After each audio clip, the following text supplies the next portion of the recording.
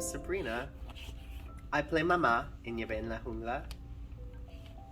Jungla. My name is Laura and I play Nieve in Nieve en la jungla. Hola, señora. You two are so. Being a part of a bilingual theater production like the one that we're in now is really special because in my childhood, I was either in English plays or in Spanish plays when I was lucky enough to do them at a theater company in Rhode Island called ECAS Theater. But it's really nice because I get to share my stories as an immigrant and my family's stories and let them inform my choices as an actor and make this story really authentic. And then being empathetic to people and like showing them that you care about them is really important.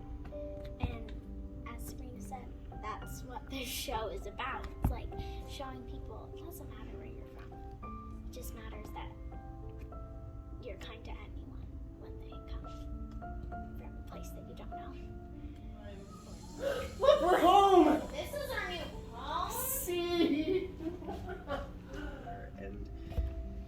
And it's so important to tell these stories, and I think part of the Maddy's theater values, like at heart, is one of the big ones is everyone here has value and worth, and it's your uniqueness that makes you special, and our show really speaks to that.